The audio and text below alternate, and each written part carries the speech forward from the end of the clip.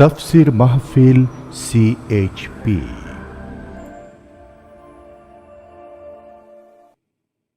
সম্রাট আকবর যখন ইসলাম বিরোধী কর্মকাণ্ডে লিপ্ত হন, তখন এর প্রতিবাদে এগিয়ে আসেন তৎকালীন ভারতবর্ষে প্রখ্যাত ইসলামী ব্যক্তিত্ব মুজাদ্দেদ আল ফিসানি রহমতুল্লাহ আলাই, যার জন্যে সম্রাট আকবর তার উপর চালায় অমানসিক নির্যাতন।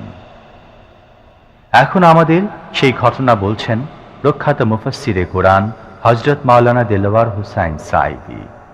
ক্যাসেটটির প্রযোজনায় CHP, পরিবেশনায় স্পন্দন অডিও ভিজুয়াল সেন্টার, ঢাকা। সম্রাট আকবর নাম শোনেন নাই? কোথাকার প্রেসিডেন্ট? ভারতবর্ষে। কত বড় নাম করা ব্যক্তি, দ্বীন ইলাহি চালু করলো। তার নামে আল্লাহু আকবার চালু করলো। আল্লাহু আকবার বলতে যেন তারে বোঝানো হয়। জিল্লে ইলাহি বলে ঘোষণা করা লাগলো তাকে। তার সামনে মাথা নত করার ব্যবস্থা করে দিল, কুর্নিশের ব্যবস্থা করে দিল। হযরতে মুজাদ্দিদ আল ফিসানি রাহমাতুল্লাহ আলাইহি এর বিরোধিতা করলেন। বিরোধিতা করার পরে সম্রাট জাহাঙ্গীর তার জেলের মধ্যে ঢুকাই দিল। তাকে যখন দরবারে দাওয়াত দিয়েছিল, একটা গেট বানালো যাতে করে তার মাথা নিচু করে ঢোকা লাগে। আল্লাহর মাহবুব বান্দা মুজাদ্দিদ আল ফিসানি রাহমাতুল্লাহ আলাইহি তিনি মনে করলেন এখানে গেটটা নিচু করা হয়েছে যাতে করে আমি মাথা নিচু করে ঢুকি, আর এটাই সে কুর্নিশ হিসেবে ধরে নেবে। তিনি মাথা নিচু করলেন না। মর্দে মুজাহিদ বাদশার দরবারে নিজের বাম পাখানা আগে ঢুকাইয়া দিলেন। এই অপরাধে তাকে কারারুদ্ধ করা হলো। জেলখানার ভিতরে তিনি আছেন। কয়েক মাস পরে জেলার সাহেব চিঠি লিখেছেন বাদশার কাছে, জাহাপানা, জেল তো হয় চোরের জন্য, ডাকাতের জন্য, বদমাশদের জন্য। কারে পাঠাইলেন জেলখানায়? মুজাদ্দিদ আল ফিসানি নামক যে ব্যক্তিকে জেলে পাঠিয়েছেন, তিনি আসার পরেই কয় মাসে আমার জেলের মধ্যে চোর আর ডাকাত যা ছিল সব আল্লাহর ওলিতে পরিণত হয়ে গেছে। সম্রাট আকবর সেকেন্দ্রায় তার কবর রয়েছে, কেউ জিয়ারত করতে যায় না। মুজাদ্দিদ আল ফিসানি রাহমাতুল্লাহ আলাইহি হযরতে খাজা মুঈনুদ্দিন চিশতি রাহমাতুল্লাহ আলাইহির দরবারে আজও হাজার হাজার মানুষ কবরের কাছে জিয়ারত করতে যায়। দিনদার, ইমানদার, সৎকর্মশীল হলে আল্লাহ পাক তার মহব্বত মানুষের দিলের মধ্যে পয়দা করে দেয়। ইসলামে অমুসলমানদের অধিকার সবসময় সংরক্ষিত হয়েছে, যার প্রমাণ আমরা যুগে যুগে পেয়েছি। এই উপমহাদেশেও মুসলমানরা কখনো অমুসলিমদের উপর নির্যাতন চালায়নি। মুসলমানরাই হলো পৃথিবীর মধ্যে সবচাইতে শ্রেষ্ঠ পরধর্ম সহিষ্ণু জাত। যারা বলেন ঠিক কিনা? যদি তা না হবে তাহলে ইন্দোনেশিয়ার জাকার্তা থেকে শুরু করে মরক্কোর রাবাত পর্যন্ত এই মুসলমানেরা শাসন করেছে 850 বছর পর্যন্ত। মুসলমান যদি পরধর্ম সহিষ্ণু জাত না হবে তাহলে এই বিশাল ভূখণ্ডের ভিতরে অমুসলিমের একটা টিকিও খুঁজে পাওয়া যেত না। মুসলমানরাই সবচাইতে তারা পরধর্ম সহিষ্ণু জাত। এ ব্যাপারে আমার মনে পড়লো ইতিহাসের একটা পাতা আপনাদের শোনাই। আপনারা কি নুরউদ্দিন মোহাম্মদ জাহাঙ্গীরের নাম শুনেছেন? অনেকে শোনে না, অনেকে আবার বিশেষ করে আমাদের যুবকরা ইসলামী ইতিহাস, মুসলমানদের ইতিহাস এগুলি তো তাদের পড়ানো হয় কম। তারা আবার যদি জিজ্ঞাসা করা হয় ইন্ডিয়ান ফিল্ম স্টারের নাম যদি জিজ্ঞাসা করা হয় তাহলে সেই নাম শুদ্ধ তার 14 গোষ্ঠীর ইতিহাস শুনাই দিতে পারবে, কিন্তু মুসলমানের ইতিহাস তার জানা নাই। বর্তমান শিক্ষা ব্যবস্থা এরকম হয়েছে। নুরউদ্দিন মোহাম্মদ জাহাঙ্গীরের প্রথম জীবন গিয়েছে একরকমের। দিল্লির স্বর যাকে বলা হতো, যিনি দিল্লির সম্রাট হযরতে মুজাদ্দিদ আল ফিসানি রাহমাতুল্লাহ আলাইহির যখন সংস্পর্শে তিনি এসেছিলেন, তার জীবন ভিন্ন রূপে ভিন্ন খাতে প্রবাহিত হয়েছিল। এই সময় একদিন এক বুড়ি তার দরবারে এসে বলছে, জাহাপানা, আমি আপনার কাছে এসেছি একটা নালিশ করতে। আমার বাড়িটা আপনার এই বাড়ি থেকে বেশি দূরে নয়। আমার ছেলে সেনাবাহিনীতে চাকরি করে, ফ্রন্টিয়ারে এখন আছে, সেখানে সে যুদ্ধের মধ্যে সেখানে যুদ্ধরত। এখন আমার এক সুন্দরী পুত্রবধূ ভরে প্রতিদিন কে যেন এসে আমার বাড়িতে হামলা চালায়, আর আজকে রাতে সে এসে আমার পুত্রবধূর ইজ্জত বোধহয় নষ্ট করবে। সুতরাং আমি আপনার কাছে নালিশ করলাম, হয় আপনি ওই দুর্বৃত্ত থেকে আমার পুত্রবধূর সতীত্বকে হেফাজত করেন, নতুবা আমাকে এই আজকের রাতটা সময় দেন, আমি আমার পুত্রবধূকে নিয়ে আপনার এই রাজ্য থেকে অন্যত্র চলে যাই। জাহাঙ্গীর কোনো কথার জবাব দিচ্ছেন না, চুপ করে আছে। মেয়ে লোকটি বুড়ি মানুষ তো রেগে গিয়েছে, বলছে জাহাঙ্গীর, আমি তোমাকে হতে দেখছি, তুমি যদি আমার পুত্রবধূর সতীত্বের হেফাজতের কোনো দায়িত্ব না নাও, তাহলে তোমাকে বলছি, তুমি যে পরকালে বিশ্বাস করো, সেই পরকালে তোমার স্রষ্টার সামনে আমি তোমাকে আসামির কাঠ গড়ায় দাঁড় করাবো। জাহাঙ্গীর তবুও কিছু বললেন না, মেয়ে লোকটি চলে গেল। গভীর রাত্রে জাহাঙ্গীর নিজে সেই বুড়ির বাড়ির কাছে চলে গিয়েছেন। দেখেন দেওয়ালের পাশে একটা ঘোড়া দাঁড়ানো আর একটা প্রহরী। প্রহরীকে তরবারির আঘাত দিয়ে শেষ করে ঘোড়ার পিঠের উপরে দাঁড়ায় দেওয়াল টপকায় ভিতরে চলে গেল। যে শুনতেছেন ঘরের ভিতর থেকে যুবতী কণ্ঠের আওয়াজ, বাঁচাও বাঁচাও, চিৎকার হচ্ছে। বাইরে বুড়ি বান্দা একটা আলো টিমটিম করে জ্বলছে। জাহাঙ্গীর গিয়ে বলছে, বুড়ি আলো নিভাও তাড়াতাড়ি। বুড়ি আলো নিভিয়ে দিল। জাহাঙ্গীর ভিতরে ঢুকে ওই দুর্বৃত্তের চুল বাম হাতে ধরে ডান হাত দিয়ে তরবারির আঘাত দিয়ে তার শিরচ্ছেদ করে দিলেন। বললেন, বুড়ি আলো জ্বালাও। বুড়ি আলো জ্বালালেন। এবার জাহাঙ্গীর আলোর সামনে মস্তকটা ধরে আলহামদুলিল্লাহ পড়ে হাত থেকে মাথাটা ছেড়ে দিলেন। বললেন, বুড়ি এক গ্লাস পানি লও। পানি আনা হলো, ঢক ঢক করে পানি খেলেন। বললেন, কালকে তুমি আমার দরবারে যাবে, সেখানে তোমার সঙ্গে আমার কথা হবে, তোমার পুত্রবধূকেও নিয়ে যাবে। পরের দিন জমজমাট রাজ দরবার, বুড়ি তার পুত্রবধূকে নিয়ে হাজির। জাহাঙ্গীর বলছেন, বুড়ি, তোমার বাড়ি গিয়ে আলো নিভাতে বলছিলাম, কেন জানো? হয় না, জানি না। জাহাঙ্গীর বললেন, তুমি যখন আমার কাছে নালিশ করেছো, আমি মনে মনে ভেবেছি আমার বাড়ির এত কাছে আমার যুবক ছেলে ছাড়া আর কারো এই সাহস হবে বলে আমার মন বলে নাই। সেজন্য মনে করেছিলাম আলোর সামনে যদি ছেলেকে দেখি আমার মনে দুর্বলতা আসতে পারে, বিচার নাহক হয়ে যেতে পারে, হক বিচার নাও করতে পারি, সেই জন্য আলো নিভিয়ে দিতে বললাম। এরপরে তার শিরচ্ছেদ করে আলোর সামনে ধরে দেখলাম না, সে আমার ছেলে নয়, সে আরেকজন। এই জন্য আমি আলহামদুলিল্লাহ পড়লাম আর পানি পান করলাম। এই জন্য তুমি যখন নালিশ করেছো আমার কাছে আর বলেছো কিয়ামতে আমাকে আসামি বানাবে, সেইখান থেকে হক বিচার করতে পারি কিনা এই চিন্তা এ পর্যন্ত কিচ্ছু খাই নাই, শুধু পানি খেয়েছি তোমার বাড়ি গিয়ে। জাহাঙ্গীর তার মাথা থেকে মুকুট খুললেন। মুকুটটা খুলে বুড়ের পায়ের কাছে রেখে দিয়ে বলেন, বুড়ি, তুমি জেনে রাখো, দিল্লির সম্রাটের এই মুকুটের চাইতে তোমার পুত্রবধূর সতীত্বের মূল্য মুসলমানের কাছে 1000 গুণ বেশি।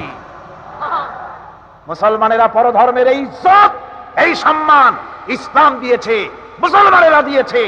আর পরধর্মের উপরে অত্যাচার যদি হয়েছে ধর্মনিরপেক্ষতাবাদীদেরকে দিয়ে হয়েছে। বলেন ঠিক কিনা? বড় পীর হযরত আব্দুল কাদের জিলানী রাহমাতুল্লাহ আলাইহি, যিনি ইসলামের বাণী প্রচারের জন্য নিজেকে সবসময় ব্যাপৃত রেখেছিলেন। দুঃখজনক হলেও সত্য, সমাজে তার সম্পর্কে এমন কিছু অসত্য কাহিনী প্রচলিত আছে যা আমাদের ঈমানকে ক্ষতি করছে। এই সম্পর্কে এখন মুহতারাম মাওলানা আলোচনা করছেন। বন্ধুগণ, আমাদের দেশে মানুষেরা শিরকের মধ্যে বেশি মুবতালা হয়, বেদাতের ভিতরে বেশি পরিমাণ মুবতালা হয়। আর এক শ্রেণীর তথাকথিত আলেম এই শিরক এবং বেদাতের ব্যাপারে ওয়াজ করে জনগণকে উদ্বুদ্ধ করে তা করার জন্য। আমাদের দেশে বহুত মাজার আছে, যে মাজারগুলিকে গোসল করানো হয়, মাজার গোসল করানো হয়। আমি কি কোনো বানাইয়া কথা বলি না? এর বাস্তবতা আছে। মাজার গোসল করানো হবে, পীর সাহেবকেও গোসল করানো হবে। পত্রিকায় দিয়ে দেয়, পোস্টার ছাপানো হয়, হ্যান্ডবিল ছাপানো হয়, 1000 টাকা খরচ করে প্রচার করে লোকদেরকে দাওয়াত দেওয়া হয়। কবর ধোয়া পানি, পীর সাহেবের গোসল করানো পানি। পীর সাহেবের গোসল করাইলো, এই পানি শরীরের কত জায়গা ধুইয়ে আসলো, সেই পানি বোতলে ভরে 5 টাকা করে কিনে কিনে লোকেরা খায়। নাউযুবিল্লাহ। এরপরেও ইমানের দাবি কি করে করবে মুসলমান? দুর্ভাগ্য এই মুসলমানের। গোসল শরীফ, নওরোজ শরীফ, তারপরে খসরো, যে কি সানাসুর নাকি খসরো শরীফ, কি নাম হাবিজাবি বানাইছে আল্লাহই জানে। এখানেই শেষ নয়। হযরতে বড় পীর আব্দুল কাদের জিলানী রাহমাতুল্লাহ আলাইহি, আল্লাহর জবরদস্ত ওলি, সৈয়দ, অত্যন্ত উঁচু মানের আলেম, তার সম্পর্কে এক শ্রেণীর আলেম নামধারী লোকেরা তাকে আল্লাহর কাছে পৌঁছায় দিয়েছে, আল্লাহর সমকক্ষ করে দিয়েছে। তাকে দস্তগীর বলা হচ্ছে। কিসের দস্তগীর? তো বলে যে মেরাজের রাত্রে রাসূল করিম সাল্লাল্লাহু আলাইহি সাল্লাম নাকি কোন জায়গায় আছাড় খাইছিলেন, আর উনি গিয়া তার হাত ধরেছেন, এই জন্য বলা হচ্ছে দস্তগীর। তিনি তার হাত ধরে তাকে ঠিক করে দিয়েছেন। আবার আরশে তিনি উঠতে পারছিলেন না, সেই জন্য পীর সাহেবের কাঁধের উপরে পা রেখে হুজুর সাল্লাল্লাহু আলাইহি সাল্লাম আরশে উঠছে। আল্লাহর সিঁড়ির এত অভাব হয়েছে, এই দুনিয়া থেকে নিতে পারলেন। মহাশূন্য পাড়ি দিয়ে, ল অফ গ্রাভিটেশন পাড়ি দিয়ে আরশে আজিম পর্যন্ত, সিদরাতুল মুনতাহা পর্যন্ত নিলেন, আর ওইখানে বড় পীর সাহেবকে লাগলো তার কাঁধের উপরে পা দিয়ে তিনি উঠবেন। এর চাইতে বিদআত, এর চাইতে বাজে কথা মুসলমানদের জন্য আর কি হতে পারে? দুর্ভাগ্য এই জাতি, এই সব আলেম নামের কলঙ্ক, যারা নাকি বড় পীর সাহেবের নামে ওয়াজ করে করে বলেন, তার নামে দরুদ বানাইছে, তার নামে বলে ইয়া আব্দুল কাদের জিলানী শাইয়ান লিল্লাহ, জোরে কোন নাউজুবিল্লাহ। বলা হয় হে বড় পীর সাহেব, আপনি আল্লাহর রাস্তায় আমাদের কিছু দেন। আরে মিয়া সাহেব, আব্দুল কাদের জিলানী রহমতুল্লাহ আলাইহি যা পেয়েছেন আল্লাহর কাছ থেকে পেয়েছেন, তার দেওয়ার কিচ্ছু নয়। যা দিবেন আপনাকে আমাকে আল্লাহ পাক দিবেন। ইয়া গাউস ওয়া আগিসনি বলা জায়েজ নাই। ইয়া গাউস ওয়া আগিসনি বলতে হবে আল্লাহ পাক। গাউস কে? আল্লাহ পাক, তাকে বলতে হবে ইয়া গাউস ওয়া আগিসনি, আয় আল্লাহ পাক তুমি আমাকে সাহায্য করো। সাহায্য করতে পারেন আল্লাহ পাক। বড় পীর সাহেবকে ইয়া গাউস ও আগিসনি বলা যাবে না। গাউসুল আজম, এই ডিগ্রি, এই খেতাব বিদআত পন্থীদের বানানো খেতাব। গাউসুল আজম কোন মানুষ হতে পারে না, পারে না, পারে না। গাউসে আজম, গাউসে আজম শুধুমাত্র আল্লাহ রাব্বুল আলামিন। গাউসে আজম কে? আল্লাহ রাব্বুল আলামিন, যিনি মানুষের ফরিয়াদ শোনেন, যিনি মানুষের ফরিয়াদ শোনেন, তিনি হচ্ছেন আল্লাহ পাক। বড় পীর সাহেবকে আমরা শ্রদ্ধা করি, কিন্তু সেই শ্রদ্ধার অর্থ এই নয় যে নবীদের চাইতে তিনি বড়, তিনি রাসূলের চাইতে বড়, তার নামে দরুদ শরীফ বানাইতে হবে, জায়েজ নাই। আশা করি সব কথা আপনাদের মনে থাকবে। কি সব কথা তার জীবনী বানাইছে, তার মধ্যে লিখেছেন বড় পীর সাহেবের মা যখন, বড় পীর সাহেব মায়ের পেটে ছিলেন, তখন এক ফকির তার বাড়িতে আসছে। ফকিরকে তিনি ভিক্ষা দিতে বেরিয়েছেন মা, ওই সময় ভিক্ষুক বড় পীর সাহেবের মায়ের উপরে হাত দিতে গিয়েছিল। তখন পীর সাহেব মায়ের পেটের থেকে বাঘের মতো বেরিয়ে সেই ফকিরকে ঘাড় মটকায় দিল। বাজে কথা। কোন ফকির বড় পীর সাহেবের মায়ের গায়ে হাত দেয় নাই, বাজে কথা। তারপরে তিনি মরা মানুষ জিন্দা করেছেন, খড়ম পাঠাইয়া কারে পিটাইছে, বদনা মারছে, আর এক বাড়ি যাইয়া সেই বদনা দিয়ে পিটাইয়া মাথা ফাটাই দিছে, বাজে কথা। মরা মানুষ জিন্দা করেছেন। সুতরাং এই সমস্ত বাজে কথা কান দেওয়ার কোনো কারণ নাই। ওলিউল্লাহদের কেরামত হক, সন্দেহ নাই, কিন্তু সেই কেরামত মুজিজাকে পার হতে পারবে না। কোন মুজিজা আল্লাহর কুদরতকে পার করতে পারবে না। সেই জন্য আমি কথাটা ক্লিয়ার করে দিতে চাই, নফল সুন্নতের উপরে যেতে পারবে না, সুন্নত ওয়াজিবের উপরে যেতে পারবে না, ওয়াজিব ফরজের উপরে যেতে পারবে না, ঠিক কিনা? আলেম ওলামা এর মর্যাদা, পীর আলেম ওলামাদের মর্যাদা হচ্ছে তাদের মর্যাদায় তারা আছেন। এদের মর্যাদা যত বড় পীর হোক, যত বড় আলেম হোক, সাহাবীদের সমকক্ষ হতে পারবে না, পারবে না, পারবে না। সাহাবায়ে কেরামদের, সাহাবায়ে কেরাম রিদওয়ানুল্লাহ তাআলা আলাইহিম আজমাইন, গোটা পৃথিবী কান খুলে শুনুন, গোটা পৃথিবীর সমস্ত আলেম, সমস্ত পীর, সমস্ত বুজুর্গ সব যদি এক করা হয়, একজন সাহাবীর জুতার তলার ধুলাও হবে না।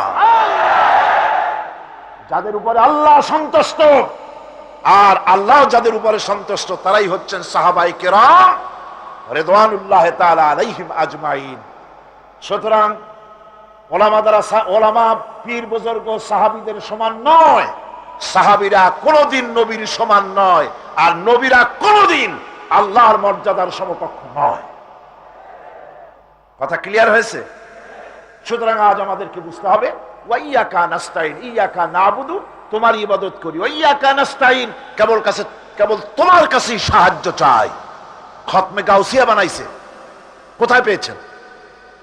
আমরা ওই ধরনের বুজুর্গদের কথা মানি না, যা কোরআনে নাই, যা হাদিসে নাই, নতুন করে যা তৈরি হয়েছে মানি না, মানি না। আমাকে দেখতে হবে কোরআনে আল্লাহ পাক কি বলেছেন, হাদিস কি বলেছে। এটার নাম ঈমান, এটার নাম কি? কোরআন হাদিস পড়ে যে ঈমান আর আকীদা রক্তের মধ্যে, কলিজার মধ্যে ঢুকেছে, আমাকে যদি হত্যা করা হয়, আমাকে যদি জ্বালানো হয়, পোড়ানো হয়, এই আকীদা থেকে এক চুল সরে যাব না। ইমাম আবু হানিফা, ইমাম মালিক, ইমাম আহমেদ বিন হাম্বলের উপরে চলেছে অকথ্য নির্যাতন। শুধুমাত্র ইসলামকে আঁকড়ে থাকাই ছিল তাদের একমাত্র অপরাধ। হানফি মাসলাকের লোক, ইমাম আবু হানিফার মাসলাক অনুযায়ী চলি, আমরা মনে করি বেহেশতে এমনি যাব, কিন্তু আমাদের ইমাম সাহেব কি করছেন ওই ইতিহাস আমাদের জানা নেই। খাজা বাবার মহব্বতে অস্থির।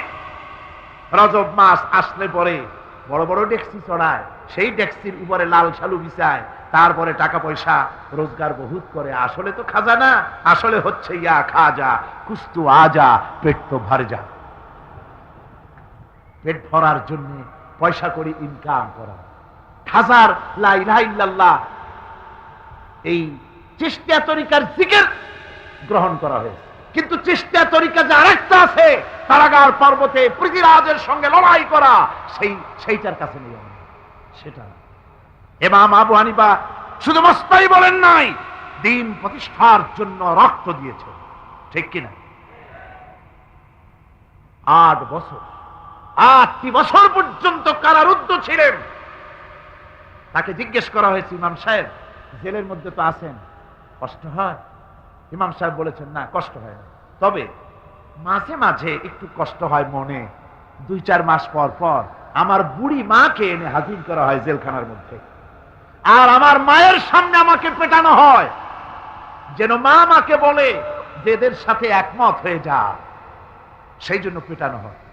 আমার মা আমার মায়ের দেখে, আর মায়ের চোখ থেকে পানি পড়তে থাকে, তখন আমার মনে বড় কষ্ট লাগে। তবে আলহামদুলিল্লাহ মা আমার এমন, আমার মার দেখেন আর হজম করেন, আর আমাকে বলেন খবরদার এক চুলো সিদ্ধান্ত থেকে নড়বা না।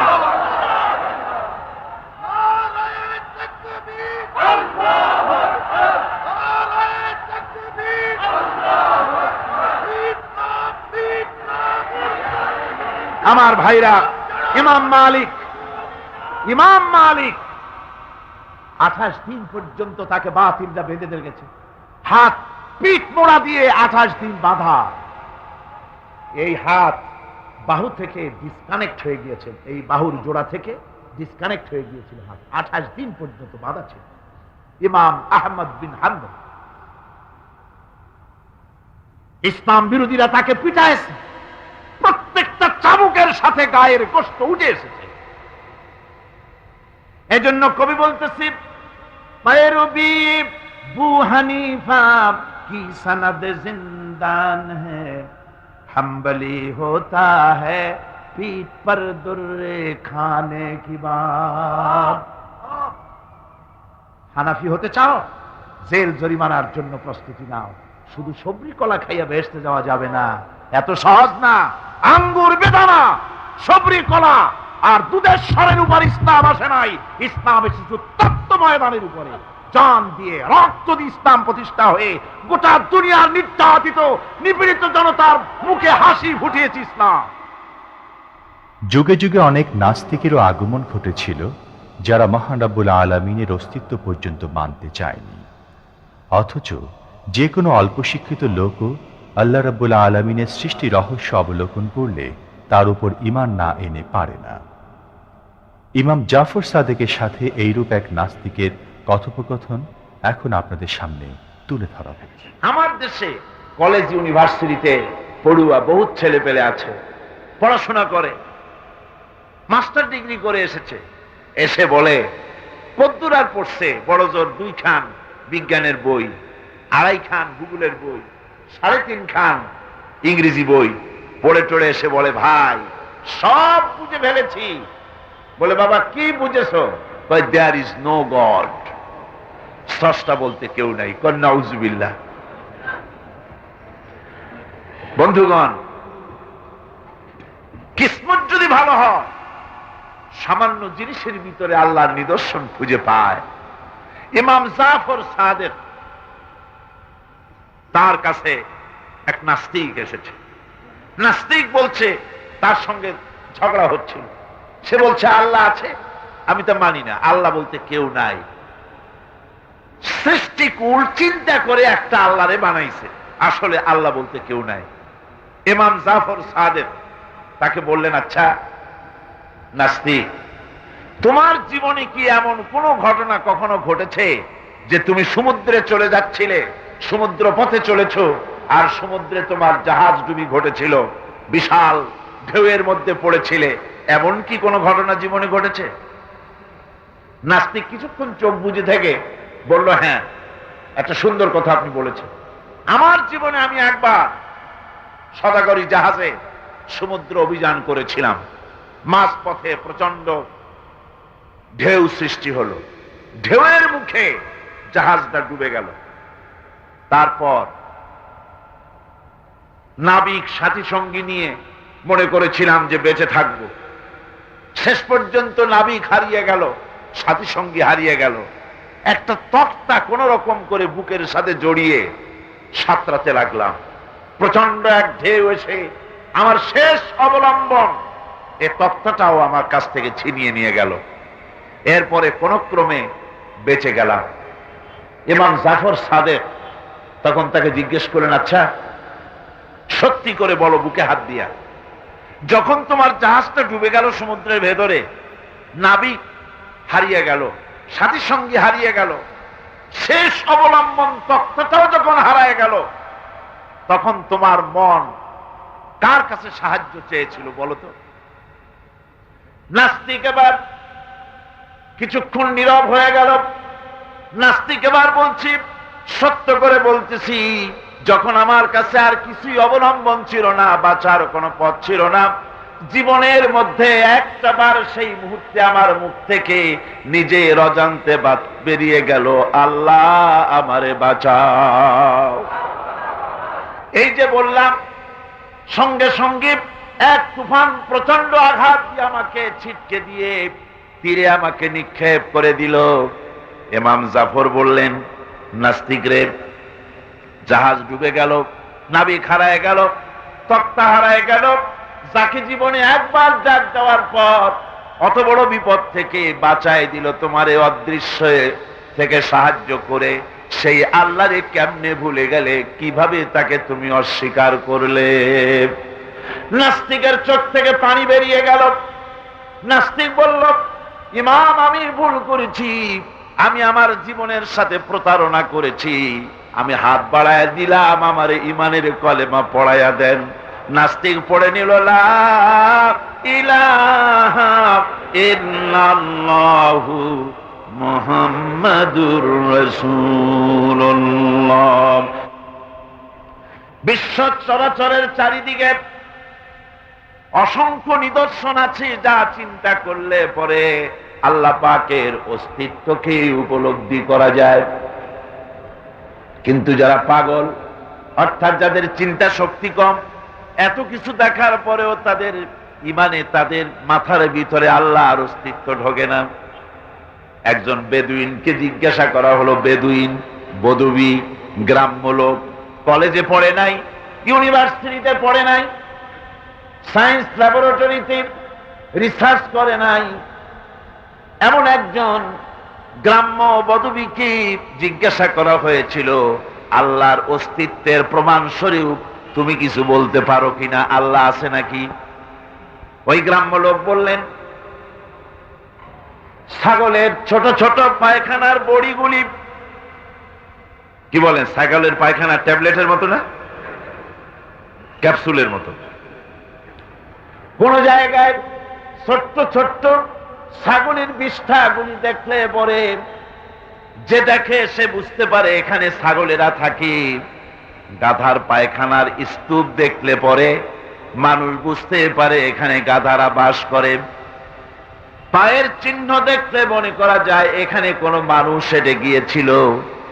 এই ছোট ছোট জিনিস দেখলে পরে যদি ছাগল গাধার মানুষের অস্তিত্ব বোঝা যায়, তাহলে ওই বিরাট আকাশ, এই বিশাল জমিন, গাছপালা, তরুলতা দেখে কেন বোঝা যাবে না যে স্রষ্টা একজন আছেন? কেন বোঝা যাবে না? একটা বেদুইন লেখাপড়া করে নাই, স্কুলে কলেজে পড়ে নাই, এই লোকটি হাসান আইয়ুব, মিশরের এক নাম করা লেখক, তার কিতাবের মধ্যে লিখেছেন। আজকেই পড়লাম আমি। আমার বন্ধুগণ, আল্লাহ রাব্বুল আলামিন এই পৃথিবীর বুকে অসংখ্য তার নিদর্শন রেখে দিয়েছেন। দেখো আর বোঝো। ইন্না ফি খালকিস সামাওয়াতি ওয়াল আরদি ওয়া ইখতিলাফিল লাইলি ওয়ান নাহার, নিশ্চয়ই আকাশ সৃষ্টি আর জমিন সৃষ্টি আর রাতের দিনের ভিতরে যে পরিবর্তন হয়, এই এর ভিতরে আল্লাহ রাব্বুল আলামিনের নিদর্শন রয়েছে। আর কি? ওয়াল ফুলকিল্লাতী তাজরি ফিল বাহরি বিমা ইয়ানফাউন নাস, সমুদ্রের ভিতরে জাহাজগুলি মানবতার কল্যাণকারী, মানুষের সাহায্যকারী অসংখ্য দ্রব্য নিয়ে লোহার এই বানানো, কাঠের বানানো জাহাজগুলি যে সমুদ্রে চলাচল করে, এগুলি দেখার পরে, আকাশ এবং জমিন দেখার পরে মনের ভিতরে কি ভাবান্তর হয় না? নিশ্চয়ই এর পেছনে কোনো স্রষ্টা আছে, যার নাম আল্লাহ রাব্বুল আলামিন। এখন আমরা শুনব জনৈক দরবেশ ও যুবতী মহিলার কাহিনী। একবার একজন দরবেশ সাহেব রাস্তা দিয়ে যাচ্ছেন। প্রতিমধ্যে তিনি দেখতে পেলেন নদী থেকে এক কলসি পানি নিয়ে এক যুবতী সুন্দরী মেয়ে রাস্তা বেয়ে যেতেছে। দরবেশ সাহেব দাঁড়ায় গেলেন আর ওই যুবতীর দিকে এক নজরে তাকায় আছেন, চোখে পলক দেয় না। এরপরে যুবতী থমকে দাঁড়ায় গেল। আধা বুড়া মানুষ, দাড়ি অর্ধেক পাইকে গেছে, দেখতে দেখায় খুব বুজুর্গ মানুষ, কিন্তু রাস্তায় আমার একা পাইয়া এমনি করে তাকিয়ে আছে আর চোখ দিয়েও তো পানি পড়ে। ব্যাপারটা কি? দরবেশ কাঁদে কেন? প্রতিমধ্যে আমাকে একা পেয়ে দরবেশ কাঁদে কেন, তাকিয়ে আছে কেন? মহিলার চিন্তা জাগলো। শেখ সাদী রহমতুল্লাহ আলাইহি ঘটনা লিখেছেন, বাংলা এক কবিতার অনুবাদ করেছেন। একদা সুখদায়ক প্রমোদাবদন, দর্শন করি মম ঝরিল নয়ন, হেসে কহে সে রূপসী সবিস্ময় মন, কহ দেখি মহাশয় কহ কি কারণ, বিষয়ে বিরাগী তুমি ভুবনে প্রচার, কি হেতু জন্মিল তব মানস বিকার। যুবতী মেয়েটি বলছে, ওগো দরবেশ সাহেব, হুজুর সাহেব, আমি একটা যুবতী মেয়ে লোক, রাস্তায় আমাকে একা পেয়ে আপনি আমার দিকে তাকায় আছেন আর কাঁদতেছেন। এই বৃদ্ধ বয়সে ভীমরতি হলে কেন? আমাকে দেখে কাঁদেন কেন আর এক নজরে কেন তাকায়ছেন? কারণটা কি? কি কুমতলব আছে? দরবেশ সাহেব বলছেন, হেসে কহিলাম বালে করহ শ্রবণ, নেত্র ঝরে তবু হেতু ভেব না এমন। হে রূপসী মেয়ে, তোমার জন্য আমি কান্দি, একথা একবারও চিন্তা করো না। যে শিল্পী রচিল এই সুধাংশু বদন, তাহার তরে ঝরে নেত্র নয়নে জীবন। তোমার প্রেম পাওয়ার জন্যে তোমাকে দেখে লোবাতুর এবং কামুক হয়ে তোমার দিকে তাকায় কান্দি, একবারও ভেব না। আল্লাহর কসম আমি কাঁদতেছি, তোমার এত সুন্দর স্বাস্থ্য আর চেহারা যে আল্লাহ রাব্বুল আলামিন বানায় দিলেন, না জানি সেই আল্লাহ কত সুন্দর, যার সৃষ্টি এত সুন্দর, সে আল্লাহ রাব্বুল আলামিন না জানি কত সুন্দর। আল্লাহ পাক সেই সুন্দর আল্লাহ রাব্বুল আলামিনকে দেখার তৌফিক যেন আমরা পাই। জোরে বলেন আমিন, আর জোরে বলেন আমিন।